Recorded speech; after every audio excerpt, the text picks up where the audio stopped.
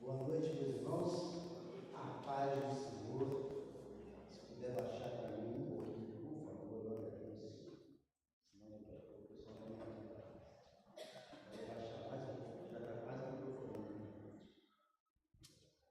Irmãos, a palavra de Deus nos diz, e o próprio Jesus diz, que nós faríamos coisas maiores do que a igreja fez. O próprio Jesus disse que existe um mundo espiritual que se move em prol da pregação da palavra. Pastor, mas o que é isso? A palavra nos diz que a presença do Espírito Santo que está em nosso mundo, que habita em nós, transforma vidas. Ele convence o homem da justiça, do juízo e do pecado. Então existe um mundo espiritual debaixo da direção do nosso Deus, que trabalha junto conosco na pregação do Evangelho. Nós somos, irmãos, instrumentos do Senhor nessa pregação. Nós somos instrumentos do Senhor para levar a palavra àqueles que ainda não conhecem. Nós somos instrumentos do Senhor nesse mundo para abençoar vidas. E nós podemos sim crer na palavra que nós entendemos como sendo do Senhor, porque assim o é, que nós podemos fazer coisas maiores do que temos feito até hoje. A igreja tem um poder, que não é dela em si, mas ela é canal desse poder, que vem do Senhor para abençoar vidas. E nós precisamos, como cristãos, caminhar com essa certeza. Porque, irmãos, quando eu vejo Jesus pregando a palavra, quando eu vejo Jesus falando a respeito das coisas do Pai, quando eu vejo Paulo, quando eu vejo Pedro pregando a palavra, eu vejo uma autoridade que não é humana. Em Jesus, uma autoridade divina. Em Pedro e Paulo e tantos outros, uma autoridade divina que é colocada sobre a vida deles para pregar essa palavra que transforma vidas. Mas para que isso aconteça, nós precisamos aprender a usar as ferramentas que Deus tem nos dado na palavra dele. Não é uma questão de quanto eu posso, do quanto eu consigo, do quanto inteligente eu sou, do quão capaz eu sou de articular palavras ou de montar estratégias. Não tem a ver com a possibilidade do ser humano de fazer, mas tem a ver com a ação do Senhor através de nós. E se a igreja entender na plenitude da palavra que isso é, a gente muda esse mundo. A gente muda a história de pessoas, de vida. Como já fomos alcançados por essa mudança um dia. Tenho certeza que se você lembrar do seu passado, se você lembrar do tempo que estava distante do Senhor, você vai entender que a ação do Senhor na sua vida transformou a sua realidade. E a mesma ação que aconteceu, por exemplo, através de mim, através de você, também tem poder para acontecer através de outras vidas. Mas para isso a gente precisa usar as ferramentas que Deus tem colocado na palavra dele para que isso aconteça. Pastor, nós vamos então descobrir algo novo, vamos descobrir uma estratégia nova, uma ferramenta nova. Não. Na realidade, é coisa que eu estou falando há algum tempo, é coisa que a palavra de Deus já fala desde que ela começou a ser criada, é coisa que a igreja já prega há muito tempo, mas muitas vezes a gente não entende, ou a gente não pratica, e a gente não vive dentro dessa realidade. E nós já temos falado sobre ela, que é a oração. A oração é uma das ferramentas que Deus deixou para nós nesse mundo, que vão mudar a nossa realidade a partir do momento que nós a entendemos e a praticarmos como ela precisa ser praticada. Oração é algo que nos move no sobrenatural. Oração é algo que liberta vidas. Senhor Jesus certa vez disse: essa caixa de demônios só sai com jejum e oração. Oração liberta vidas. Oração liberta pessoas de cárcere. E eu sei que você lembrou a história de Pedro, que quando a igreja orava, o anjo do Senhor libertou Pedro onde ele estava.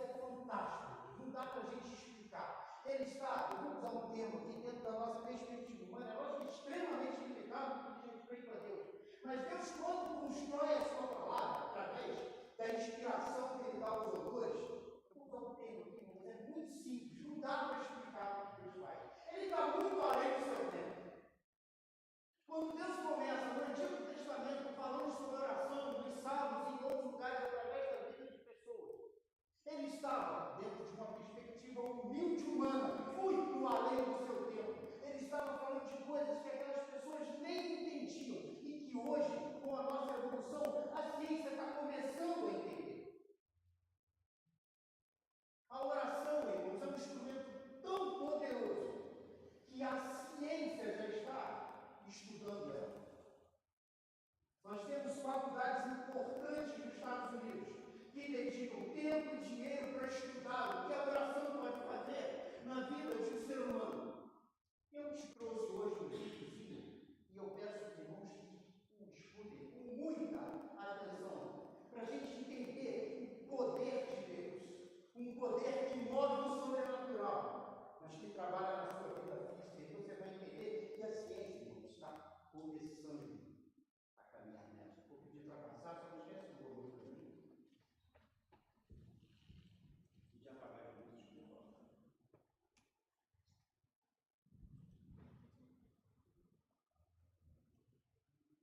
Pode pôr.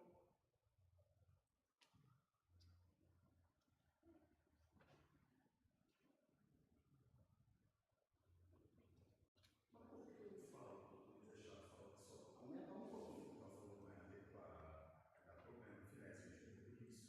E foi aí que a gente entendeu a função do teólogo. Vai prestar mais alto. Olha só de novo a história das telhas e do telhado. Agora eu quero fazer o telhado. O teólogo pré-frontal, ele é sim estimulado e como tudo no teu corpo é passível de aperfeiçoamento e de aprimoramento. Como assim? Vamos lá. Eu nasci com um bíceps de tal forma que ele não aparece muito na minha musculatura. Se você quiser, você pode exercitar-se a ponto do teu bíceps ficar hipertrofiado. Por que eu não posso fazer isso com o meu cérebro? Ele não é um músculo, mas está provado que ele cresce. E a prova que ele cresce, lembra aquela história? O neurônio não se reproduz, né? O neurônio não se divide, depois de um certo tempo você não aprende mais nada. Isso é tudo balela, né? Tudo balela, o neurônio não se reproduz, ele precisa ter estímulo, senão não tem necessidade. Né? Porque a pele se reproduz, porque você está se trocando. Mas se só aqueles neurônios estão fazendo a sua função, não precisa reproduzir. Né? Então, como que eu reproduzo o neurônio? Quando eu preciso dele, quando eu estimulo ele. E como que eu faço para estimular o meu lobo pré-frontal, que é o lobo da decisão? Acredite se quiser, eu me surpreendi ao estudar isso e realmente tomei um grande choque com oração. Não existe nada que aumente o fluxo sanguíneo para o lobo pré-frontal, que é o lobo da decisão, do que a oração. A quanto extraordinário, eu lhe digo, eu faço uma ressonância que eu consigo fazer na escola de Manaus, que é uma ressonância funcional. O que é isso? Eu boto o paciente dentro da máquina de ressonância magnética e de repente eu boto ele para escutar alguma coisa. Aquela área da audição do lobo temporal vai ficar vermelha e encheu de cima. Né? Eu coloco ele para ver alguma coisa, eu falo, abre o olho. Ele abre o olho e ele vê alguma coisa, aquela parte do lobo central dele enche de sangue. Quando ele começa a orar, a parte do lobo pré-frontal dele aumenta em 7 ml por minuto a quantidade de sangue. Com oração. Fantástico. Então, eu estou cliente dessa região. Eu não orava, meu amigo. Não orava. Então, aí vem cá, isso hipertrofia, sabe o que eles começaram a ver? Que a descarga dopaminética é tão grande quanto o amor. Só que ele libera também vasopressina, norepinefrina e cortisol, porque a oração, ao contrário do que a gente pensa, ela não te relaxa com a meditação, ela te estimula. Ela estimula o teu cérebro. Ela te faz uma conexão que você parece que não tinha. Aí eu vou entrar no ponto de Deus no cérebro, que também está lá, por incrível que pareça. O que mais que está lá dentro? O ponto da gratidão. Quando eu exerço a gratidão, aquilo ali enche de sangue. Também. Quando eu tenho empatia, aquilo ali enche de sangue. Quando eu me coloco no lugar do outro, aquilo enche de sangue. E nesse estudo de um estudioso chamado Andrew Milner, né, que fez o capacete do Deus de Deus, que eu vou falar, ele descobriu que aumentava o volume de sangue. Ele falou, cara, será que se eu botar esse pessoal orando durante 8 semanas, o volume fica ainda maior que o 7 ml? Ele descobriu que não. Fica no 7 ml, mas ele descobriu uma coisa incrível. Havia uma hipertrofia do córtex pré-frontal 8 semanas depois. Aumentou de tamanho. Desenvolveu. E isso significa Aumentou a massa. aumentando a massa do lobo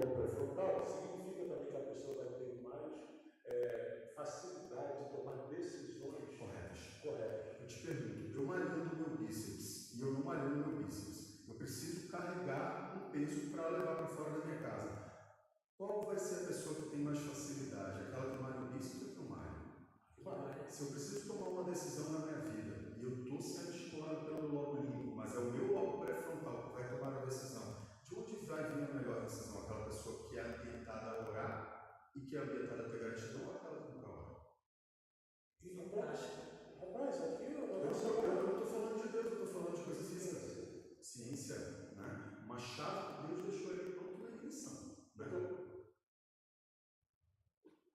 Você entende que Deus, quando deixou a ferramenta da oração para a gente, estava muito além daquele tempo quando ele pediu para aqueles autores escreverem sobre ela. Nós estamos falando de algo que, sabidamente, por experiência minha e sua, porque eu sei que você também tem experiência com o Senhor, tem poder sobrenatural para mover e para fazer acontecer debaixo da direção do Senhor. E agora a ciência está entendendo que também a oração tem um poder físico. Ela rompe com emoções e sentimentos ruins. Ela faz com que eles espalhem. Ela faz com que a gente libere substâncias do nosso corpo que vão nos dar uma satisfação maior. Lembra quando o Senhor diz que a gente vai ter vida em abundância? Quando Ele diz que a gente precisa ser alegre, e Paulo, inclusive, dá uma ordem para isso. A oração é uma das ferramentas que tira da gente a tristeza, que tira da gente o desânimo, que tira da gente essa vontade de não querer fazer, que dá ânimo, que dá disposição, que dá força, que desperta a nossa vida. A oração é algo que, debaixo da direção do Senhor, nos leva para perto do Pai, mas nos leva com vida, e com vida em abundância. A palavra de Deus aqui, irmãos, ela nos dá uma ferramenta que hoje a ciência está entendendo que ela é uma ferramenta física. E se nós formos estudar outros autores, nós estamos falando de endorfina, de serotonina, de dopamina sendo liberada. Nós estamos falando de vidas, irmãos, que são mais saudáveis porque oram. Nós estamos falando do mesmo jeito que a gente tem condições emocionais, às vezes acarretam doenças para a gente. Isso é ciência. A gente tem, por exemplo, pessoas que são amarguradas, angustiadas, que têm incidência maior de pneumonia. Nós temos da oração uma ferramenta para te tornar mais saudável. Entenda isso, Deus. O Senhor deixou a oração para que a gente usasse como ferramenta para abençoar a nossa vida, para mover o sobrenatural e para abençoar a vida daqueles que estão perto da gente. A oração é algo que a gente não tem noção do que ela faz quando a gente começa a usar. Então, o meu convite para você é que a gente comece a orar mais. É que a gente se entregue a isso de forma mais efetiva. É que você invista tempo orando, falando com Deus. Nós estamos vivendo um tempo, irmãos, de pessoas que estão adoecidas emocionalmente. E nós temos aqui uma ferramenta que, espiritualmente e cientificamente, é comprovada que abençoa sua vida emocional. Eu estou falando de ciência, que é uma gotinha perto daquilo que Deus tem preparado para nós. Nós estamos falando de algo muito maior, mas só para te mostrar que a ciência fala sobre isso. Dentro das orações, irmãos, nós trabalhamos já com a oração de exaltação e de glorificação do nome do Senhor. Aquela em que a gente reconhece que Deus é Deus. Presta atenção numa coisa, toda oração, ela vem acompanhada de uma ação. Não adianta eu glorificar o nome de um Deus que eu não creio que Ele é poderoso. Agora, quando eu creio que Deus é Deus, que é Senhor da minha vida, que é santo, que é Deus de amor, que é Deus absoluto, que é Deus todo-poderoso, quando eu entendo, pelo menos dentro da simplicidade humana, que eu sirvo um Deus que é Criador dos céus e da terra, quando eu entendo isso na minha vida prática, a minha adoração através da oração ganha uma perspectiva muito maior. Porque aí eu não estou falando algo simplesmente porque eu ouvi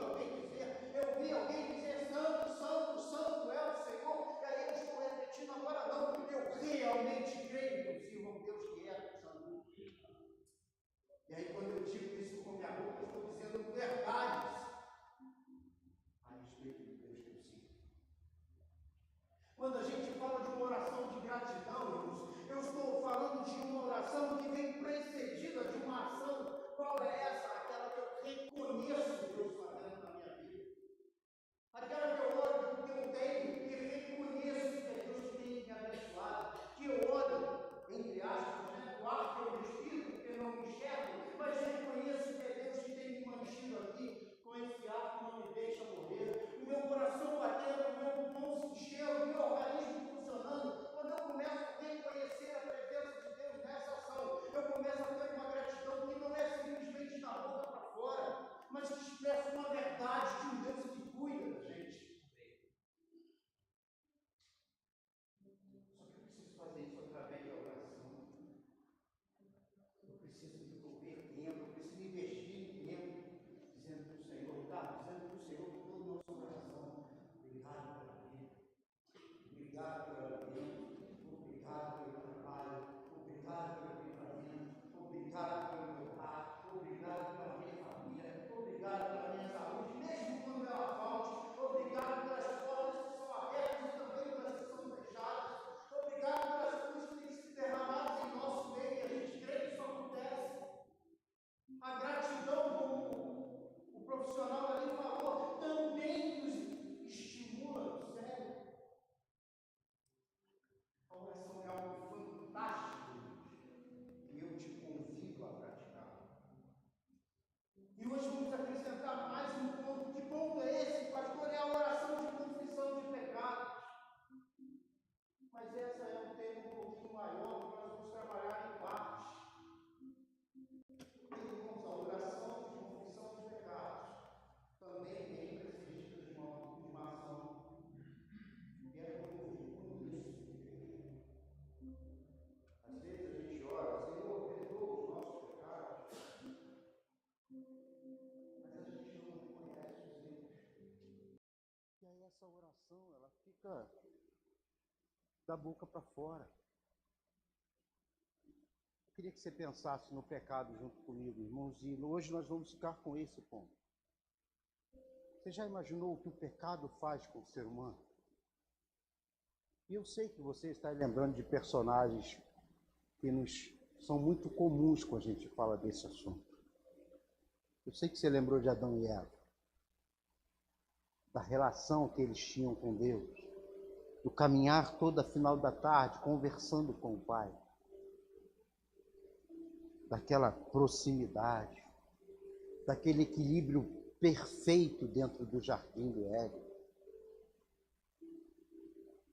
daquela tranquilidade, daquela saúde física, emocional, do equilíbrio em tudo que estava ali. Quando o pecado entra, irmãos, o pecado rompe com isso tudo. O pecado quebra todo o equilíbrio que Deus estabeleceu. A Escritura vai dizer que a natureza geme por conta disso. O pecado quebra o equilíbrio, o pecado quebra o vínculo que existia entre o ser humano e Deus. Aquela proximidade, irmãos, que é assim, a gente não consegue nem imaginar o que seria. O pecado quebrou isso. E não quebrou da parte de Deus, porque Deus continua falando. Mas o pecado acaba nos impedindo de ouvir, de dar atenção, de perceber a ação de Deus muitas vezes. Olha para Caim. Caim errou, ele ofereceu o sacrifício de um jeito que não era para ser oferecido. E o Senhor dá a ele, o Senhor vem falar com ele e dá a ele a orientação que é muito simples. Ele vai dizer: Caim, é só você fazer direito. E o seu sacrifício também vai ser aceito.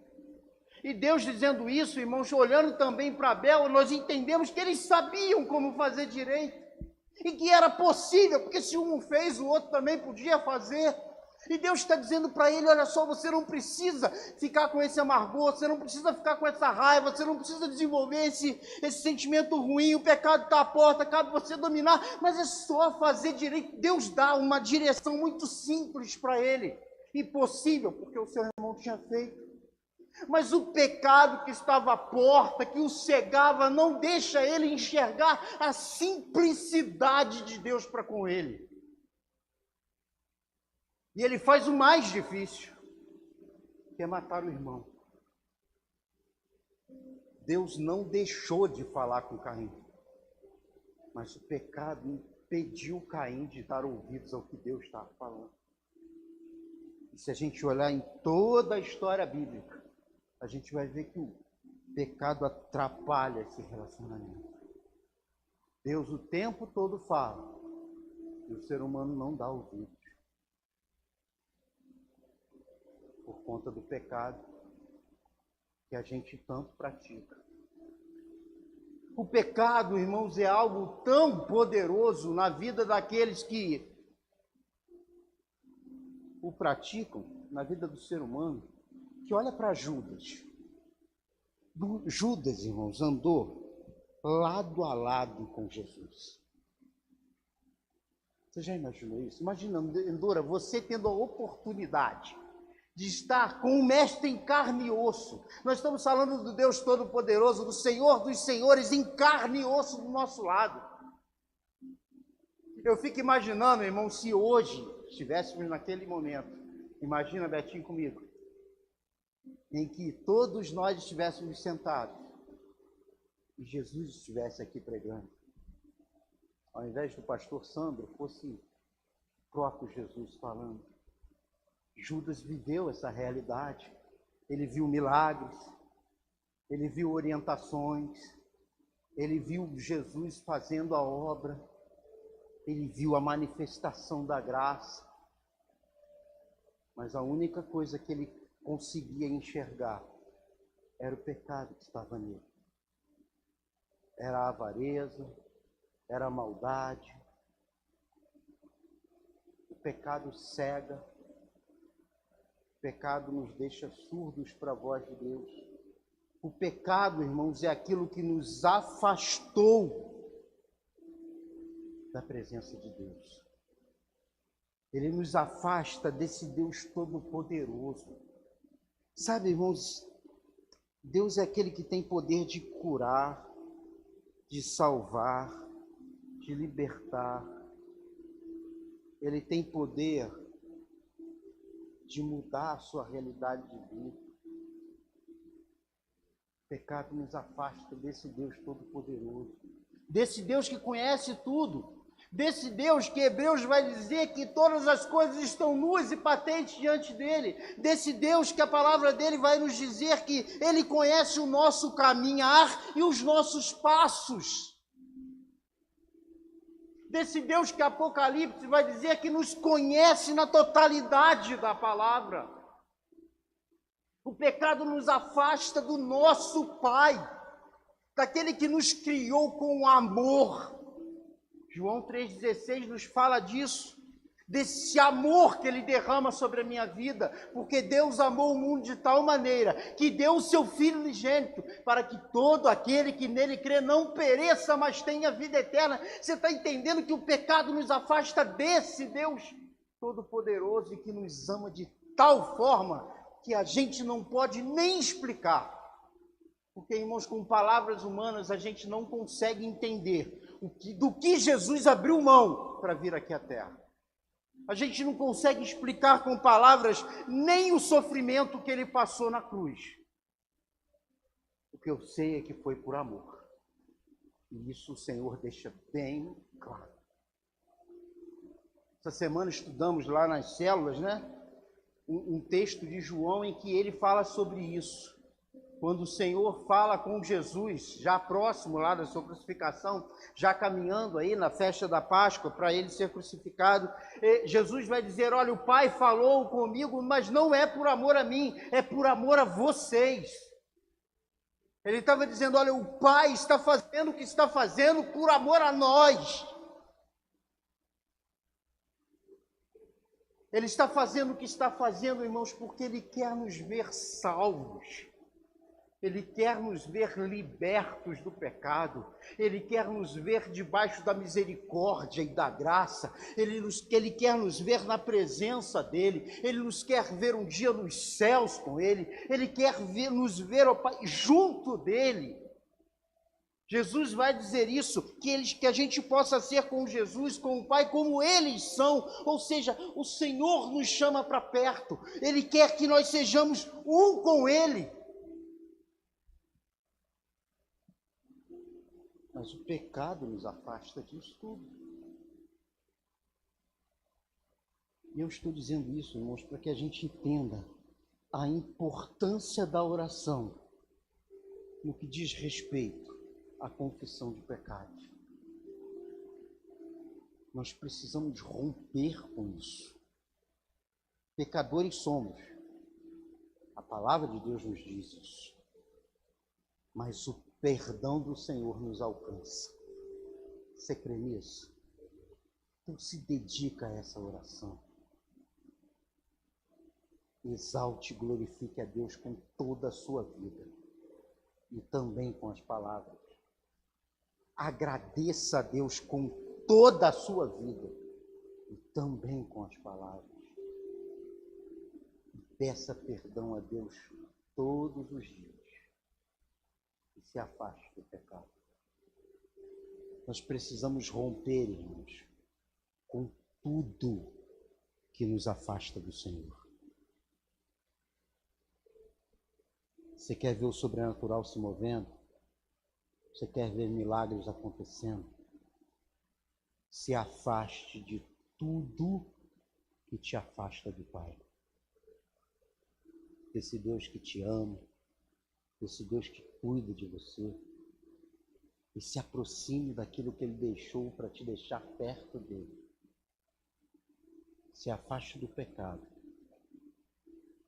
Se aproxime de Deus através da oração. Abaixe sua cabeça. Nessa noite eu te convido, ou convido toda a igreja a fazermos 3 orações. Nós já estamos perto do final, e eu convido a fazermos 3 orações. Irmãos, nessa noite uma oração curta, por questão de tempo, mas que seja o pontapé inicial para a sua vida de oração. Se você não tem orado, hoje é o pontapé inicial para que você possa falar com o Senhor.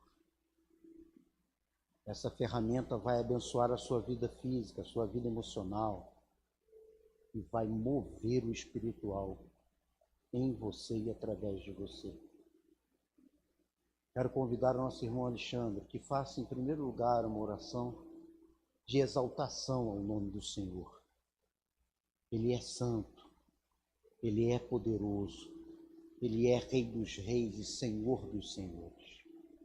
Uma segunda oração, eu queria convidar a nossa irmã Patrícia que fizesse uma oração de gratidão ao Senhor, agradecendo